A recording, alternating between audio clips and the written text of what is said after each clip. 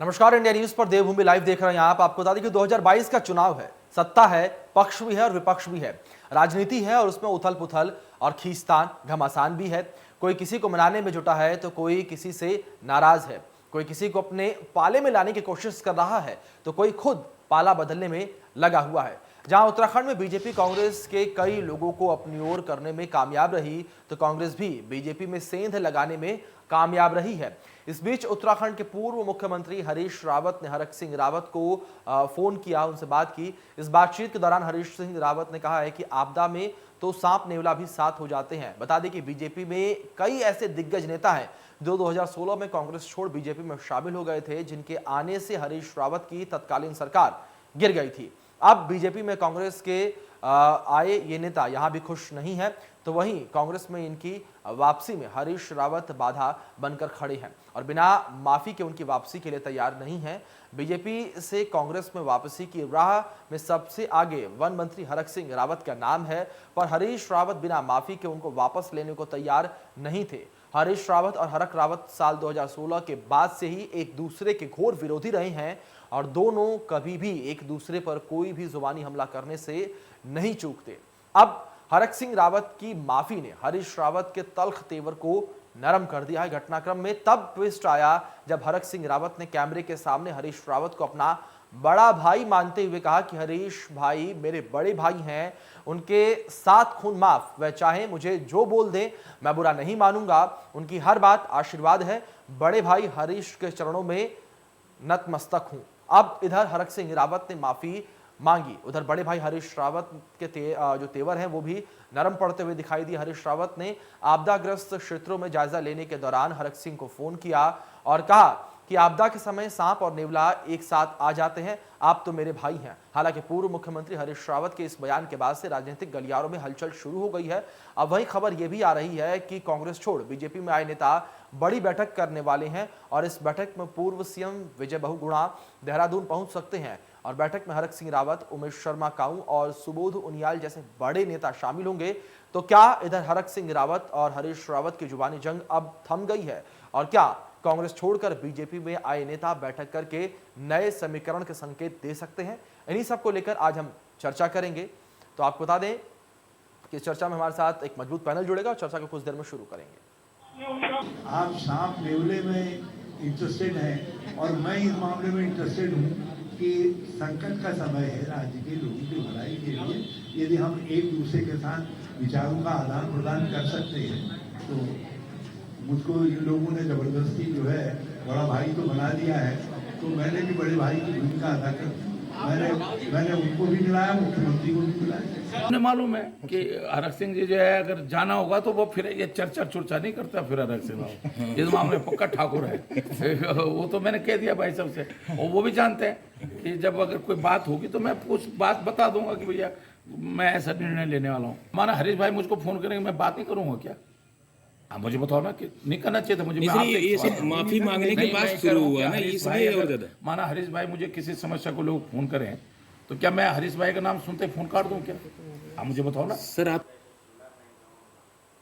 चलिए चर्चा को आगे बढ़ाते हैं। हमारे साथ जुड़ गए हैं सुरेश जोशी जो कि प्रदेश प्रवक्ता हैं बीजेपी के, और वहीं हमारे साथ सुजात पॉल जी हैं जो कि प्रदेश प्रवक्ता हैं कांग्रेस से, वहीं शांति प्रसाद भट्ट हैं जो कि प्रवक्ता हैं यूकेडी के। आप सभी का बहुत बहुत स्वागत है इंडिया न्यूज़ में। तो वहीं इसी बीच आपको बता दें कि डॉक्टर प्रवीण हमारे ब्यूरो चीफ वो भी हमारे साथ इस चर्चा में जुड़ेंगे, इस चर्चा को आगे बढ़ाएंगे। सबसे पहला सवाल यहाँ पर मेरा रहेगा भारतीय जनता पार्टी से सुरेश जोशी जी से। सुरेश जी, जिस तरीके से यहाँ पर सुगबुगाहट हो गई है, जिस तरीके से चुनाव नजदीक आ गए हैं तो अब सुगबुगाहट तेज होने लगी है, जो तमाम नेता हैं वो दल अब छोड़ के अपना दल बदलेंगे। क्या आपको लगता है कि जिस तरीके से यहाँ पर अब बैठक भी होने वाली है, जो नेता थे जो बीजेपी में शामिल हुए तो वो बैठक करेंगे, तो क्या यहाँ पर आपको लगता है कि भारतीय जनता पार्टी को कोई नुकसान इससे हो सकता है? देखिए, पहली बात तो ये है कि जब चुनाव आते हैं तो चुनाव में इस तरह की घटनाएं, चाहे वो प्रदेश का चुनाव हो, देश का चुनाव हो जी, वो देखने को मिलती है। लेकिन प्रश्न ये खड़ा होता है जी कि किस पार्टी में कौन लोग काम कर रहे हैं और किस पार्टी की सरकार है, उस सरकार ने क्या काम किया है। और साथ ही साथ अगर हम भारतीय जनता पार्टी की बात करेंगे तो भारतीय जनता पार्टी एक आइडियोलॉजी बेस्ड पार्टी है। अगर हमारी पार्टी में हमारी आइडियोलॉजी को स्वीकार करते हुए कोई भी अगर पार्टी ज्वाइन की बात करता है तो भारतीय जनता पार्टी उसका स्वागत करती है। और साथ ही साथ भारतीय जनता पार्टी में जो व्यक्ति, जो कार्यकर्ता, जो नेता भारतीय जनता पार्टी की सदस्यता ग्रहण करता है, निश्चित तौर पर उसके बाद हम उसको एक अपने परिवार का फैमिली मेंबर मान करके उसके साथ वही व्यवहार करते हैं जो हमारे पुराने कार्यकर्ता, जो हमारी पार्टी के शीर्षस्थ नेता हैं, उनके तरह ही जो है व्यवहार करके, क्योंकि उसने हमारी आइडियोलॉजी को अडॉप्ट किया है। तो अब अगर ऐसे कोई पार्टी ज्वाइन करते हैं तो निश्चित तौर पर वो भारतीय जनता पार्टी के कार्यकर्ता हैं। लेकिन आज जो प्रश्न आप कर रहे हैं कि देखो चुनाव के समय बहुत ऐसी स्थितियां, परिस्थितियां बनती हैं जिसमें जो है कि लोग आइडियोलॉजी को भी छोड़ देते हैं, लोग अपने विचारों को भी छोड़ देते हैं, और उस समय वो ऐसा भी कुछ लोग देखते हैं कि भाई चुनाव के समय क्या हम चुनावी बैतरणी पार करने के लिए क्या क्या हमको सहारा लेना चाहिए। इस तरह की परिस्थिति में चुनाव होते हैं, आपने पहले भी देखी होगी जी। और ऐसी हमारे प्रदेश में एक आध घटनाएं हो भी चुकी हैं जी। इसलिए मेरा मानना तो सिर्फ ये है कि सिर्फ चुनाव के लिए अगर हम बिल्कुल सुरेश जी, आपकी बात ठीक है कि जब चुनाव नजदीक आते हैं तो ऐसी उथल पुथल कह सकते हैं या नेताओं का दल छोड़कर दूसरे दल में जाना देखने को मिलता है। सुजाता पॉल जी का एक बार रुख कर लेते हैं। सुजाता जी, यहाँ पर जिस तरीके से कहा जा रहा है कि उत्तराखंड की राजनीति में सांप नेवले की एंट्री हो चुकी है, तो क्या हरीश रावत ने हरक सिंह रावत को माफ कर दिया है? क्या कहीं ना कहीं ग्रीन सिग्नल है उनके पार्टी में दोबारा वापसी आने के? देखिए, पहली बात तो ये कि जो बात उन्होंने कही है, उन्होंने कहीं ये नहीं की कि मैंने उन्हें माफ नहीं किया, तो ये सारी बातें कहां से आती हैं। मगर ये बात मैं अवश्य कहना चाहती हूँ कि प्रचंड बहुमत की 3 मुख्यमंत्री और 57-58 विधायकों वाली जो सरकार है, वो अब आखिर में 3 विधायक तोड़ के जिनको अपनी पार्टी में ले गए हैं, उसका कारण है कि उनकी ये अपना कुनबा संभाल नहीं पा रहे। ये बात कर रहे थे अभी आइडियोलॉजी की, इनकी आइडियोलॉजी है क्या, ये पहले यही खुद ही को समझा लें।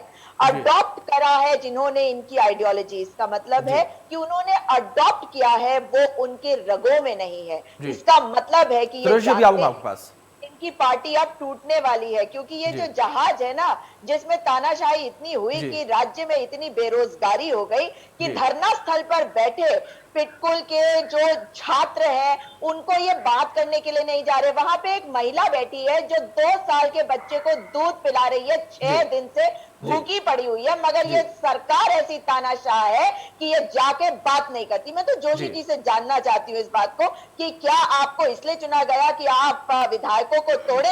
यही होती है सरकार चलाना। और विधायकों को तोड़कर जो सरकार बनाई गई है वो आखिर में टूट रही है, और वो टूटना निश्चित है। तभी तो आज मदन कौशिक जी ने, मैंने सुना है। ठीक है सुजाता जी, आपकी बात समझ गई।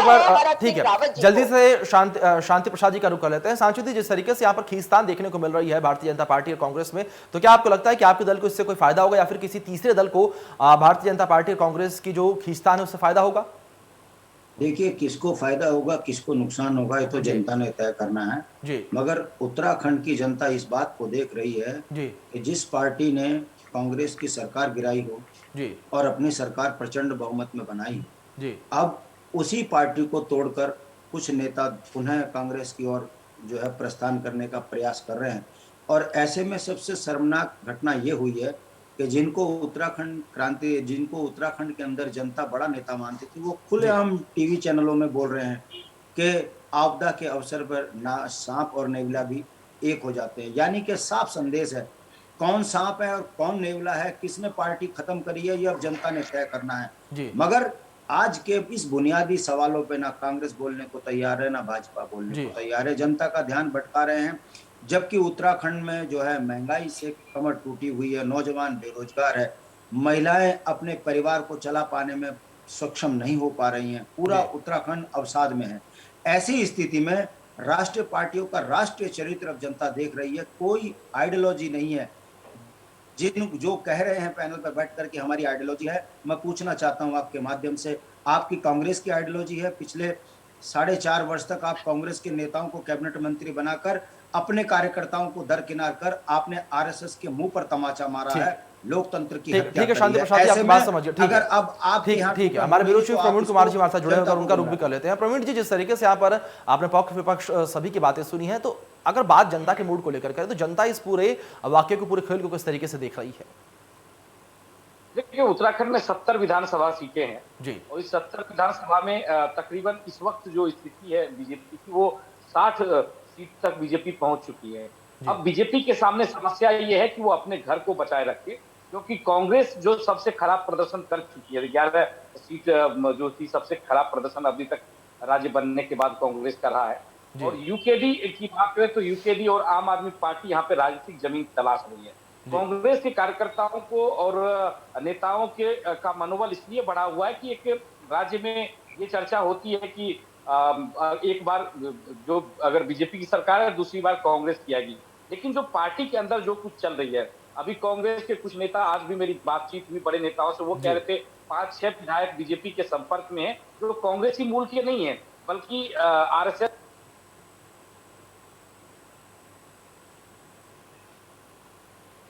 जी जी जी प्रवीण जी, एक बार रुक कर लेते हैं सुरेश जी का। सुरेश जी, जिस तरीके से आपने यहाँ पर प्रवीण जी को भी सुना, सुजाता जी को भी सुना, शांति जी को भी सुना आपने, अब क्या कुछ कहेंगे आप? जिस तरीके से साफ तौर पर प्रवीण जी ने कहा है कि 4-5 ऐसे विधायक हैं बीजेपी के जो कांग्रेस के संपर्क में हैं लगातार। देखिए, कुछ लोग अभी चर्चा कर रहे थे कि आपकी आइडियोलॉजी क्या है, वो हमारी आइडियोलॉजी को चैलेंज कर रहे थे। जी, मैं उनको बतलाना चाहता हूं कि हमारी आइडियोलॉजी है राष्ट्रीयता, हमारी आइडियोलॉजी है इस देश के अंदर सांस्कृतिक जो परंपरा है, जो सांस्कृतिक धरोहर है, उसकी सुरक्षा करना। हमारी आइडियोलॉजी है इस देश के बहुसंख्यक यानी हिंदू समाज, जो इस देश का बहुसंख्यक समाज है, उसके अधिकारों को उसको दिलवाना। हमारी ये आइडियोलॉजी है। और उसके साथ जब हम देश के अंदर सरकार बनाते हैं तो सरकार बनाने के बाद विकास हमारी प्राथमिकता होती है, ये हमारी आइडियोलॉजी है। और जो लोग हमारी आइडियोलॉजी को में जो है कि आना चाहते हैं, जो हमारी आइडियोलॉजी को जो स्वीकार करते हैं, उस आइडियोलॉजी को, उन लोगों को हम भी स्वीकार करते हैं। लेकिन जो आज हमको चैलेंज कर रहे हैं, वो पूछ रहे हैं हमारी आइडियोलॉजी क्या है, मैं उनको ये बतलाना चाहता हूं कि इस देश के अंदर जिस तरह से आज लालू प्रसाद यादव जी ने भी चैलेंज करके कहा कि कांग्रेस की औकात क्या है, मतलब इनके जो सहयोगी दल के नेता हैं वो टीवी चैनल पर खड़े होकर के कह रहे हैं कि आपकी औकात क्या है। तो इसलिए ऐसे लोगों को कम से कम भारतीय जनता पार्टी की आइडियोलॉजी के बारे में नहीं पूछना चाहिए। आइडियोलॉजी देखिए कि आइडियोलॉजी आपकी क्या है। भाई प्रश्न तो खड़ा ये होता है कि जिन दलों की कोई आइडियोलॉजी नहीं है, जिन दलों का कोई विचार ही नहीं है, जिन दलों के अंदर सुरेश जी, सुजाता जी से जान लेते हैं, वो भी कुछ कहना चाहते हैं। सुजाता जी, परिवार को लेकर के, दो लोगों को लेकर के जो राजनीति कर रहे हैं, जो ये बातें बता रहे हैं, ये भारतीय जनता पार्टी की आइडियोलॉजी है, इनको आनी चाहिए। बेशर्मों की पराकाष्ठा ये करते हैं, ये 2 लोगों के गुलाम है, और वो भी 2 लोग जो 2 किसी अन्य अडानी और अंबानी के गुलाम है। ये बताएंगे आइडियोलॉजी? इनके तो संघ के लोग इनके खिलाफ हो गए। अरे माँ बाप की बेटे की पार्टी नहीं, आज तो आपके तो परिवार वालों की पार्टी नहीं है। पत्नी छोड़ी हुई है प्रधानमंत्री ने, पत्नी छोड़ी हुई है प्रधानमंत्री ने, पत्नी छोड़ी हुई है। सुजाता जी, पर्सनल कमेंट अगर ना करें तो ज्यादा बेहतर रहेगा। सुजाता जी, आप उत्तराखंड की राजनीति को लेकर बात करें, जिस तरीके से विधायक आपके संपर्क में है, आपकी पार्टी ज्वाइन करना चाहते हैं, चुनाव का माहौल क्या, उसको लेकर बात करें। आपको शर्म आनी चाहिए। राष्ट्रीयता की बात कर रहे हैं आप, राष्ट्रीयता कौन सी है? चीन हमारे राज्य में घुसा, रोक पाया? नहीं रोका आपने। आपको शर्म आनी चाहिए। सांस्कृतिक धरोहर की बात कर रहे हैं, पंडा पुरोहित सड़कों पे है, इनके खिलाफ खड़े हैं। ये बताए देवस्थानम बोर्ड के मामले में आज हमारे पंडा पुरोहित इनके विरोध में क्यों खड़े हैं, ये क्यों नहीं बताते? ठीक है सुजाता जी इन्हीं से जान लेते, सुरेश जी से जान लेते हैं एक बार कि क्यों विरोध में पंडा पुरोहितों के, क्यों विरोध में आम जनता के? जो खाने का दाम है, जो पेट्रोल का दाम है, उसका विकास किया। जनता कर रही है त्राहिमाम और ये तानाशाह है। अरे ये वो भारतीय जनता पार्टी है जो भगवान राम की बात करते हैं, मगर भगवान राम के आराध्य, भगवान शिव के, ठीक है डॉक्टर प्रवीण का एक बार रुख कर लेते हैं, हमारे विरोधी समाजवादी बने हुए हैं। डॉक्टर प्रवीण, जिस तरीके से यहाँ पर आरोप प्रत्यारोप का सिलसिला लगातार जारी है, अगर यहाँ पर प्रदेश की जनता की मूड के बारे में बात करें, किस तरीके से जनता इस वक्त देख रही है, जिस तरीके से महंगाई चरम सीमा पर, पेट्रोल डीजल के दाम भी बढ़ रहे हैं, और दूसरी ओर यहाँ पर खींचतान भी लगातार दोनों पार्टियों में जारी है। महिला की बात कर रही हूँ, आपको शर्म नहीं आती?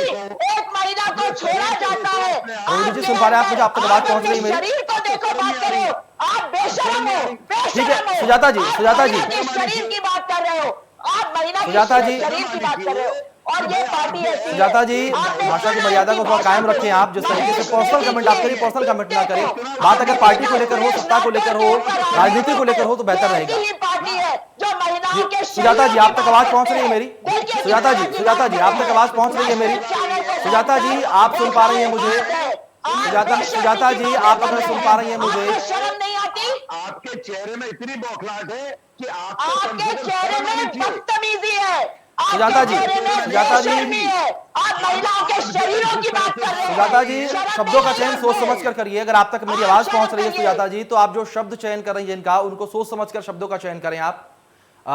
अगर बात यहां पर पार्टी को लेकर हो, राजनीति को लेकर हो, प्रदेश के मुद्दों को लेकर हो तो ज्यादा बेहतर रहेगा। जिस तरीके से यहां पर पर्सनल कमेंट हो रहा है, अगर वो ना हो तो ज्यादा बेहतर रहेगा, क्योंकि जनता जो हमें इस वक्त देख रही है वो इस वजह से देख रही है ताकि उन्हें पता चल सके कि प्रदेश में क्या कुछ माहौल है, किस तरीके से क्या कुछ किया जा रहा है पक्ष और विपक्ष की ओर से। चलिए, डॉक्टर प्रवीण जी भी हमारे साथ जुड़े हुए, हमारे ब्यूरो चीफ है। सुजाता जी, एक मिनट रुके, आपके पास आऊंगा मैं। आपने काफी बोला।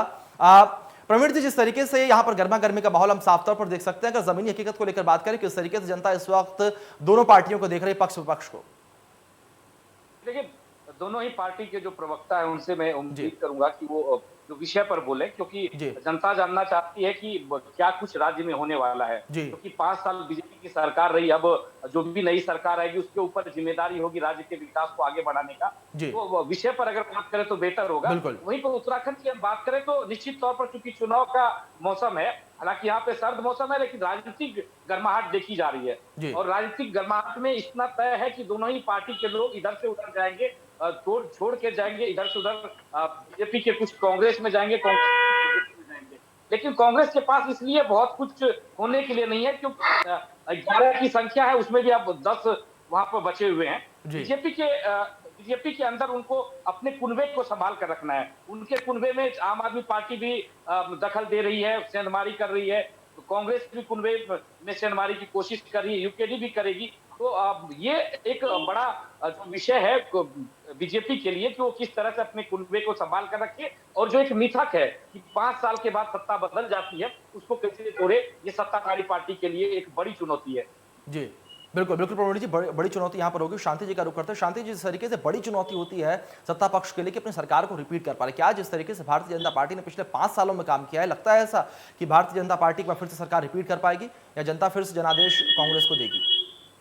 देखिए, भारतीय जनता पार्टी को बड़ी उम्मीद के साथ जनता ने प्रचंड बहुमत दिया था। कल्पना करी थी कि उत्तराखंड में नौजवान बच्चों को रोजगार मिलेगा, उत्तराखंड से पलायन रुकेगा और उत्तराखंड के बुनियादी सवालों पर ये सरकार काम करेगी, जैसे उत्तर प्रदेश से परिसंपत्ति छुड़वाने का मामला हो। प्रचंड बहुमत है, डबल इंजन की सरकार है, ट्रिपल इंजन की सरकार है, मगर उत्तराखंड में भाजपा ने जो वादे किए थे एक पर भी काम नहीं हुआ हो, चाहे वो लोकायुक्त कानून लागू करना हो, चाहे 50,000 नौजवान बच्चों को रोजगार देने का सवाल। पलायन के नाम पर जो इन्होंने दीक्षित आयोग बनाया था उसकी भी आप रिपोर्ट देख लीजिए, राजधानी का अभी तक कुछ तय नहीं हुआ है। और भाटी कमेटी, त्रिपाठी कमेटी की आयोगों की रिपोर्ट साफ बताती है कि राज्य में कितने बड़े बड़े भ्रष्ट नेता हैं। ऐसे में इस जाती हुई सरकार में आज चर्चा का विषय उत्तराखंड के बुनियादी सवाल होने चाहिए थे कि इस पर 5 साल में भाजपा ने क्या किया, क्या नहीं किया, क्या आगे होने वाला है। मगर दुख की बात है कि 2 राष्ट्र पार्टियों के बड़े नेता इधर से उधर जा रहे हैं। मैं पूछना चाहता हूं आपके माध्यम से, अगर कोई कांग्रेस छोड़ भाजपा में चला जाएगा तो क्या उत्तराखंड से महंगाई कम हो जाएगी? क्या उत्तराखंड में बेरोजगारों की आवाज बंद हो जाएगी? क्या उत्तराखंड के बुनियादी सवालों से ध्यान भटका लिया जाएगा? ये जनता का ध्यान भटकाने की साजिश है और जनता इस बात को समझ रही है। जनता में बहुत जबरदस्त गुस्सा है इस बात को लेकर कि जो 4.5 साल तक एक दूसरे को गाली दे रहे थे, आज फोन पे कह रहे हैं कि सांप और नेवले के हुए होना चाहिए। कौन नेवला है, कौन सांप है?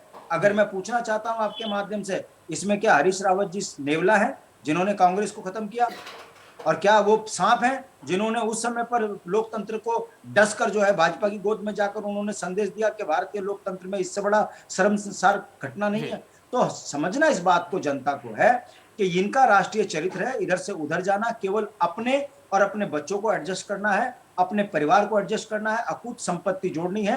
और अब जनता इससे परेशान हो चुकी है और आने वाले सुरेश जी एक बार रुक करते हैं। सुरेश जी, जिस तरीके से आप सीधे तौर पर कहना है हमारे ब्यूरो चीफ का भी कि अपना कुनबा संभालना भारतीय जनता पार्टी के लिए बड़ी चुनौती होगी, किस तरीके से देखते हैं आप इसको? देखिए, हरक सिंह रावत और हरीश रावत, एक समय में यहाँ की पॉलिटिक्स ऐसी हो गई थी कि कहा यह जाता था कि रावत जो है वही सत्ता, जो रावत है वही सत्ता तक पहुंचेंगे। इन दिनों फिर से एक बार हरीश रावत और हरक सिंह रावत कभी बड़े भाई छोटे भाई हुआ करते थे। अब चूंकि दोनों ही रावतों के पास एक मजबूरी है, एक हरक सिंह रावत है जो मुख्यमंत्री बनना चाहते हैं या उप मुख्यमंत्री से कम चाहते नहीं है कि हमें कहीं जगह मिले। हरीश रावत के सामने चुनौती है कि वो सत्ता तक पहुंचना चाहते हैं, उनके पास उम्र अब है नहीं, अंतिम पारी वो खेलना चाहते हैं मुख्यमंत्री के तौर पर, और उनको पता है कि जब तक बड़े नेता बीजेपी से कांग्रेस की तरफ नहीं आएंगे उनकी वापसी सत्ता में नहीं होगी। ऐसे में ये जो है एक आप कह सकते हैं अवसरवादी गठजोड़ यहाँ पर एक बार फिर से सामने आ रहा है। जो लोग पिछली बार एक अवसर को भुनाने के लिए, अवसर के लिए दूसरी पार्टी में गए थे, अब वही दूसरी तरफ। ठीक है प्रमोद जी। सुरेश जी आपका रुख करेंगे। सुरेश जी। जी देखिए, पहली बात तो मैं ये बतलाना चाहता हूं कि इस समय जो चुनाव होना है जी, ये चुनाव निश्चित तौर पर जो है कि भारतीय जनता पार्टी विकास के मुद्दों पे चुनाव लड़ेगी जी। और हम चाहते हैं कि भाई पूरे प्रदेश के अंदर जो चुनाव हो, उस चुनाव में सभी दल जो है कि अपने अपने मुद्दों पे चुनाव लड़े। कांग्रेस पार्टी अपने मुद्दों पे चुनाव लड़े, यूकेडी अपने चुनाव पे लड़े, बीएसपी अपने उस पे चुनाव लड़े। लेकिन प्रश्न ये खड़ा होता है, जो आपने मूल प्रश्न खड़ा किया है कि लोग दल छोड़ करके जा रहे हैं। देखिए, निश्चित तौर पर एक छोटा राज्य है, छोटे राज्य के अंदर इस तरह की गतिविधियां पूरे देश और प्रदेश में चलती रहती हैं। लेकिन सुरेश जी, ऐसी गतिविधियां चलती रहती है, लेकिन सवाल यहाँ पर यह भी है कि क्या अगर भाई भाई ये एक होते हैं तो यहाँ पर पार्टी को नुकसान होगा? क्या पार्टी में सेंधमारी देखने को मिल सकती है? कई बड़े चेहरे जा सकते हैं। देखिए मैं पहले भी उस बात को कह रहा था, मैं दोबारा कह रहा हूं कि देखो, भारतीय जनता पार्टी एक मजबूत संगठन है, हमारी आइडियोलॉजी मजबूत है, हमारा कार्यकर्ता मजबूत है और जन जन तक जो है कि भारतीय जनता पार्टी का जो संगठन है वो पहुंचा हुआ है और उसके आधार पर जो है कि हम चुनाव लड़ेंगे। देखो, मैंने पहले भी कहा कि भाई देखो, हम आइडियोलॉजी के साथ काम करने वाले लोग हैं, हम राष्ट्रीयता के साथ काम करने वाले लोग हैं। तो कुल मिलाकर के मैं कह सकता हूं कि 5 वर्षों के अंदर हमने जो विकास किया है वो हमारा मूल मंत्र होगा और उसी के आधार पर हम इस चुनाव को लड़ेंगे और निश्चित तौर पर भारतीय जनता पार्टी एक बहुत बड़े बहुमत से इस चुनाव को जीतेगी। ठीक है सुरेश जी। सुजाता जी, यहाँ पर सुरेश जी का सीधे तौर पर कहना है कि विकास को आधार बनाकर भारतीय जनता पार्टी जो है चुनाव के मैदान में उतरेगी। क्या कुछ कहेंगे आप? आपका कहना है कि विकास तो हुआ ही नहीं, लेकिन यहाँ पर इनका कहना है कि विकास को ही आधार बनाया जाएगा। बहुत कमाल की बात ये कर रहे हैं, ये विकास की बात कर रहे हैं। तो मुझे ये बता दे कि इन्होंने एग्जाम कराए, मैं एक एग्जाम्पल दे रही हूँ, यूपीसीएल पिटकुल के, उसमें 252 भर्तियों के लिए एग्जाम हुआ, तो मतलब सभी छात्रों में से वो 252 सिलेक्ट हो गए। उसके बाद 150 को ये अपॉइंटमेंट देने को तैयार हो गए और 102 को नहीं। आपने सुनी है कहीं इस तरह की अनियमितता? ये सरकार की ना तो इस पार्टी की कोई आइडियोलॉजी है, ना इन्हें पता है कि कार्य कुशलता क्या होती है, ना ये पता है कि कार्य करना कैसे है। आज अगर राज्य में बेरोजगारी चरम पे है, पूरे देश में सबसे बुरे हाल हमारे हैं, और ये अभी एक बड़ी मजेदार बात कह रहे हैं कि ऐसा छोटा राज्य है, लोग इधर से उधर जाते हैं। तो ये बताए कि ये किसने चलन शुरू किया था उत्तराखंड राज्य में, जिस छोटे राज्य की ये बात कर रहे हैं, जिस यूकेडी के शांति प्रसाद भट्ट जी बैठे हुए हैं। मुझे बड़ा दुख होता है कहते हुए सुजाता जी, ये तो अब आने वाले दिनों में देखने को मिल जाएगा, तय हो जाएगा जनता किसे जनादेश देती है, जनता किसको अपना रोल मॉडल तय करती है। सुरेश जी, सुजाता जी और शांति जी और प्रवीण जी, आप लोगों का बहुत बहुत शुक्रिया, आप हमारे साथ जुड़े, आप इस चर्चा में शामिल हुए। देखने की बात यहाँ पर ये होगी किस तरीके से 2022 के चुनाव में नतीजे देखने को मिलते हैं। फिलहाल के लिए इस बुलेटिन में इतना ही। तमाम बड़ी अपडेट्स के लिए बने रहिए इंडिया न्यूज़ के साथ।